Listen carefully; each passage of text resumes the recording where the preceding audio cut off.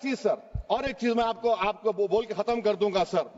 इस बिल में वफ़क़ल औलाद का सर, इसमें आप देखिए क्लॉज 432, द क्रिएशन ऑफ वफ़क़ल औलाद shall not result in denial of inherent rights to heirs including women heirs और द वाकिफ और the right of person. Sir, ये आर्टिकल 25 का वायलेशन है, शरीयत एप्लीकेशन एक्ट 37 का वायलेशन, आर्टिकल 300A का वायलेशन है। अच्छा, हिंदू धर्म में सेल्फ एक्वायर्ड प्रॉपर्टी को एक हिंदू, अब उसके फर्ज के 2 बच्चे हैं, वो एक को अपनी पूरी दौलत दे सकता है, कोई रोक टोक नहीं है। वो कहेगा नहीं मैं घर के बच्चों को नहीं दूंगा, मोहल्ले के गरीब को दे दूंगा, वो भी कोई रोक टोक नहीं है। वहां पर आपको बच्चों की फिक्र नहीं है। जब मैं अपनी प्रॉपर्टी को अल्लाह को मालिक बनाकर दे रहा हूं, आप कह रहे बच्चों की फिक्र नहीं है। इतनी मोहब्बत आप बिल्किस बानो से दिखा देते तो आपके लिए दुआएं देती आपके लिए। तो सर, आप दूसरी बात आप देख लीजिए सर, आखिरी बात कहकर मैं अपनी बात को मुकम्मल कर रहा हूं सर। नहीं मैं मुकम्मल कर रहा हूं, स्पीकर साहब बहुत टाइम दे दिए।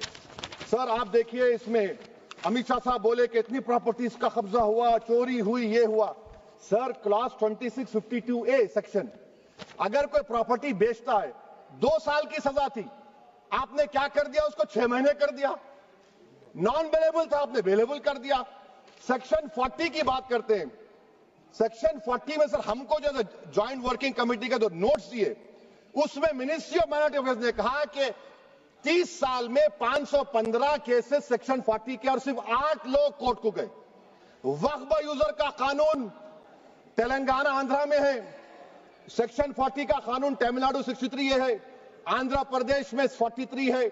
और सर आप डायरेक्शन दे रहे हैं। अच्छा, क्लॉज 4218B देखिए सर, आप रूल बना रहे हैं, कोऑपरेटिव फेडरलिज्म के खिलाफ है, इतना रूल बना रहे हैं। और आखिर में सर मैं आपको बताना चाह रहा हूं स्पीकर साहब, ये बिल का मकसद सिर्फ मुसलमानों को जलील और रुस्वा करना है, मुसलमानों को दूसरे दर्जे का शहरी बनाने का इनका मकसद है।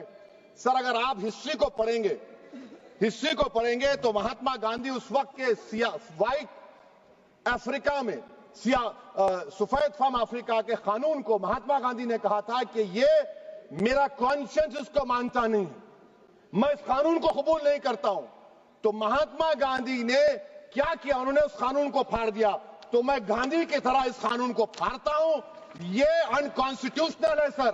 इस देश में झगड़े पैदा करने का काम बीजेपी करना चाहती है मस्जिद और मंदिर के नाम पर, इसीलिए मैं इसका कंडेम करता हूं। और मैं आपसे गुजारिश करता हूं कि मैंने अपने 10 अमेंडमेंट दी है, आप इसको कबूल करिए सर, मुझे बोलने का मौका दीजिए और उस पर डिवीजन का मैं डिमांड भी करूंगा। Thank you sir.